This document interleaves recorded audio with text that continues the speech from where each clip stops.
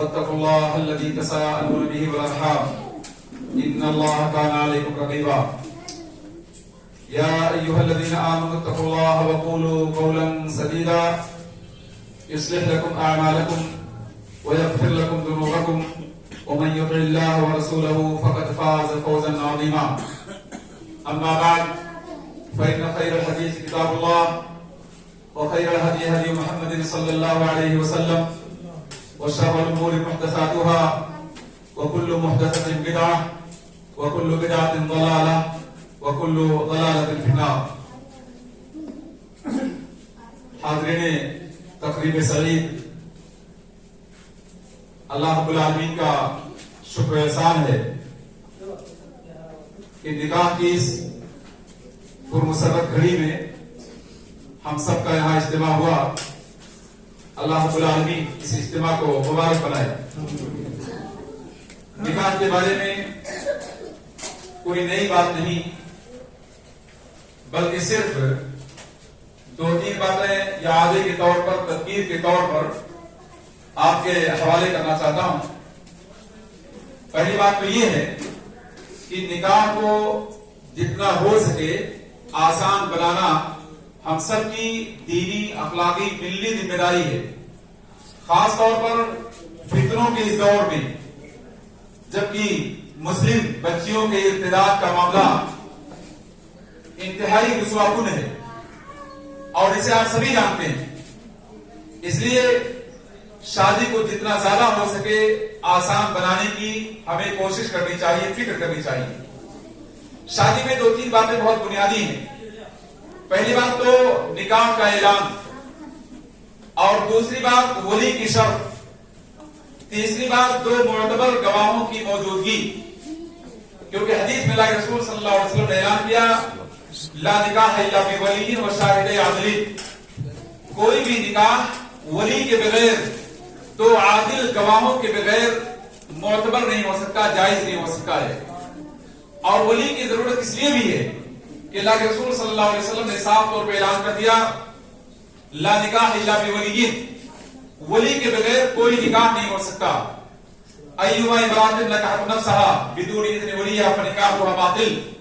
جو عورت بھی اپنی مرضی کے مطابق خود سے نکاح کر لے ولی کی اجازت کے بغیر، تو ایسا نکاح شریعت کی روشنی میں باطل ٹھہرتا ہے.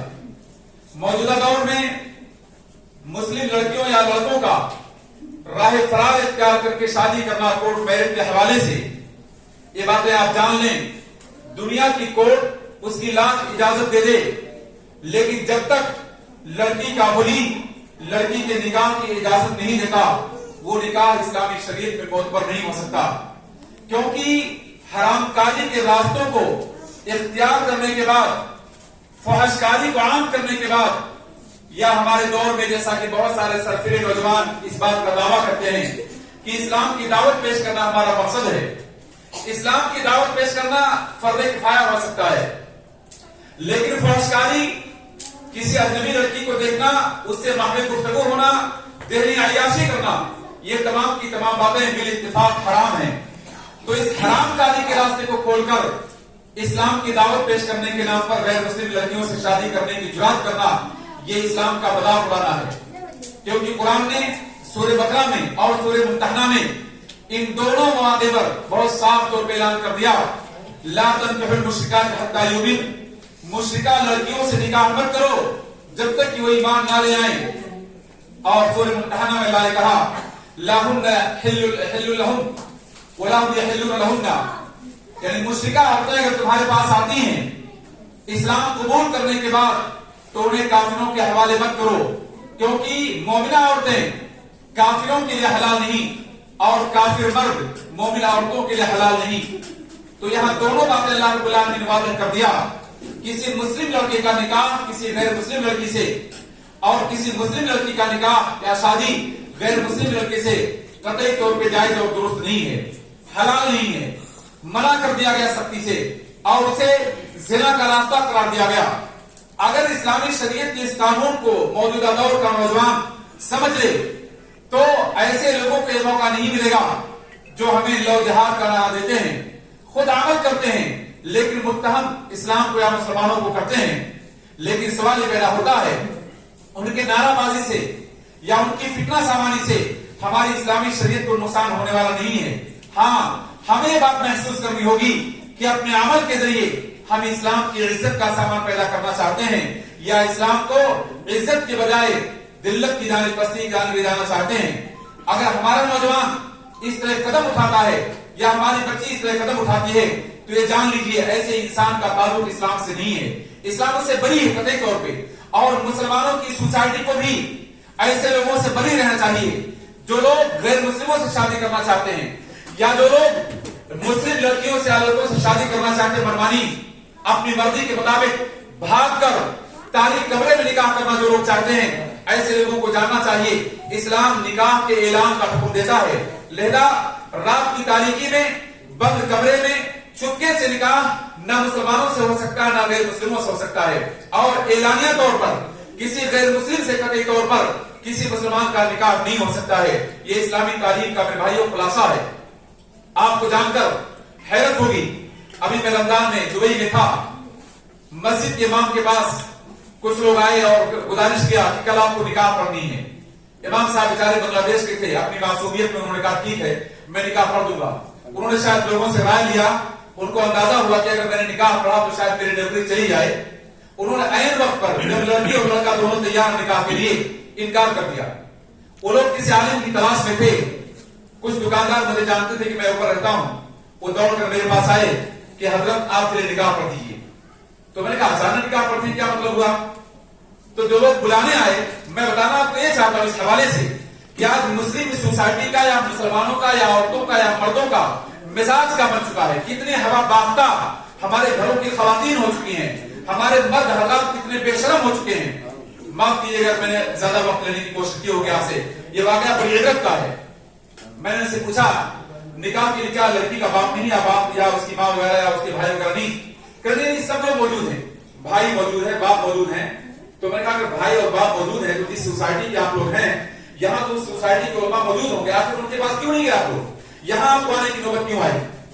तो कह रहे थोड़ा ऐसा है कि हम तफसील नहीं आते हैं और आप जरा बात कर लीजिए जो लोग आए मुझसे। तो मैंने ठीक उनको लेकर आए ऊपर वो लोग आए। तो जब मैंने उनसे पूछा तो मालूम ये हुआ कि लड़की और लड़के दोनों पाकिस्तान के हैं और जो भाई बना वो दिल्ली का रहने वाला है, जो माँ बनी हुई है वो कश्मीर की रहने वाली है।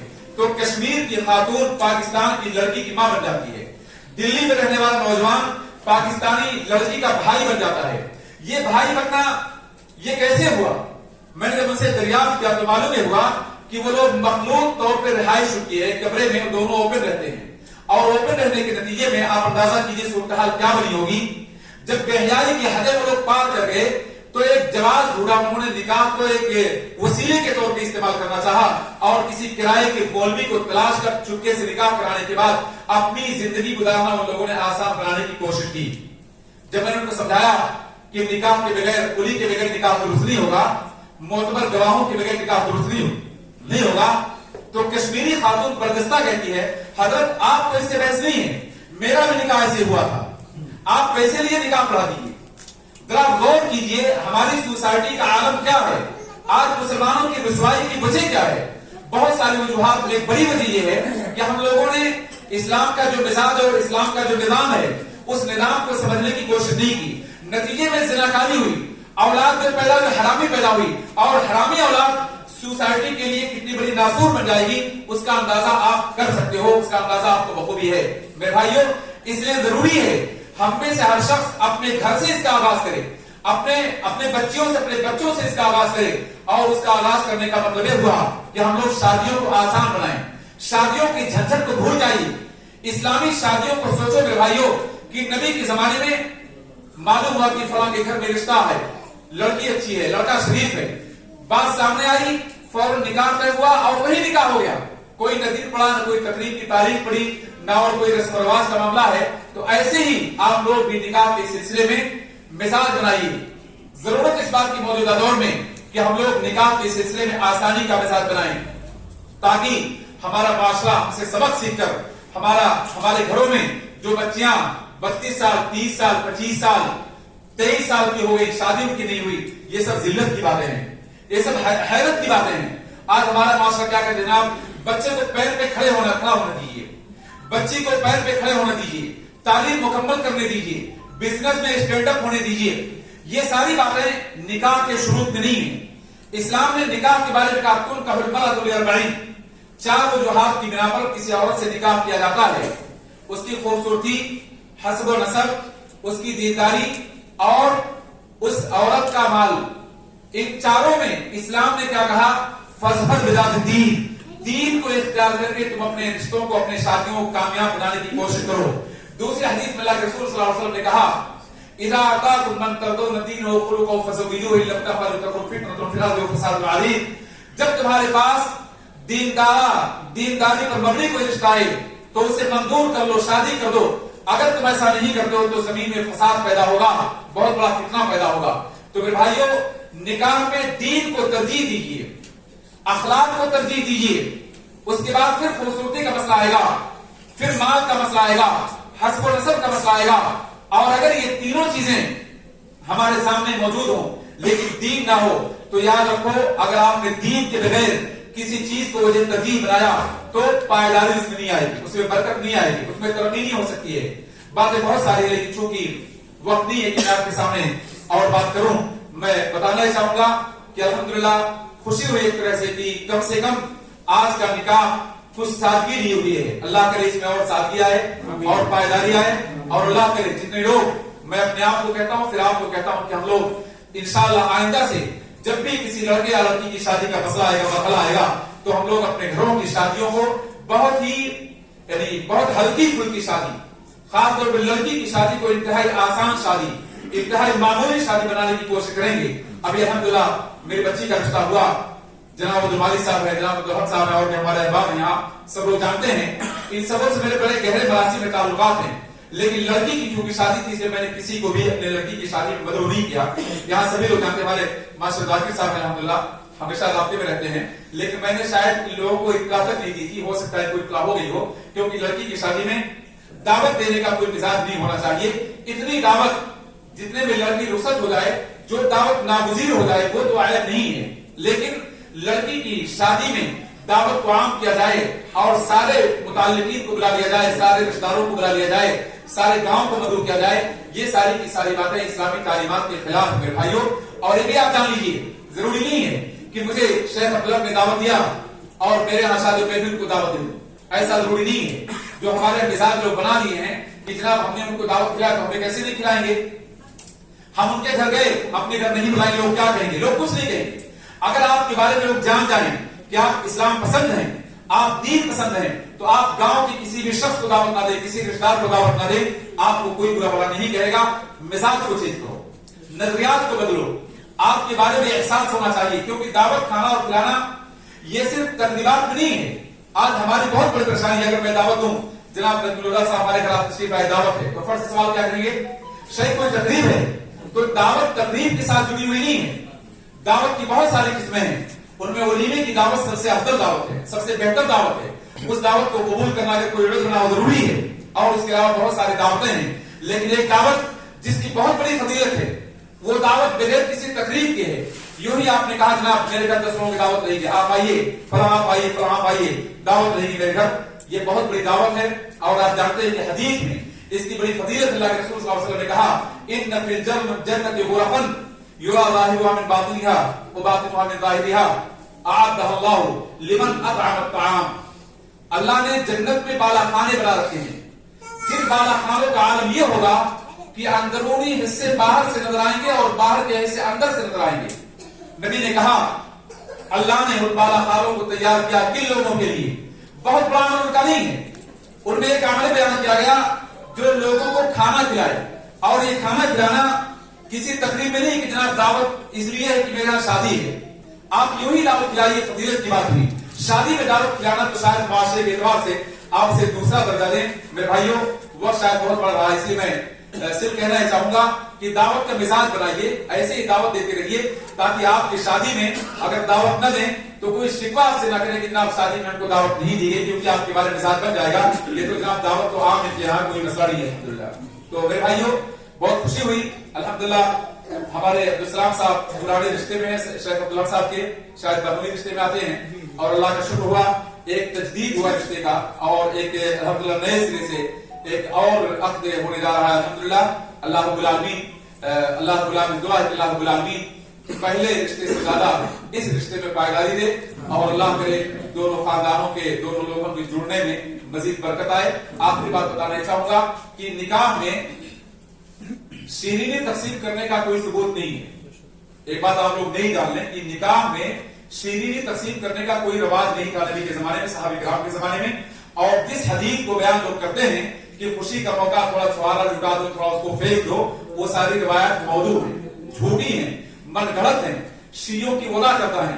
लेकिन निकाह जो नबी के जमाने में हुआ उसमें कोई शीरीनी तकसीम नहीं की गई। हाँ, निकाह की जब तकरीब मुकम्मल हुई, ईजाब व कबूल जब हो गया, तब दूल्हे को मुबारकबाद की दुआ दी गई और वो दुआ बड़ी आसान है।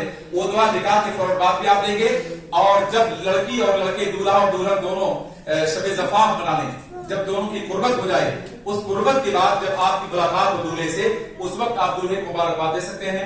मैं हम आप कहें मुबारक तुम्हें शादी, कैसी तुम्हारी शादी रही, तुम्हारी अहलिया कैसी रही, अल्लाह बाबरकत बनाए तुम्हारे जोड़े को। ये सारी दुआएं देना निकाह के बाद और मियां बीवी के इज्तिमा के बाद नबी सल्लल्लाहु अलैहि वसल्लम से साबित है।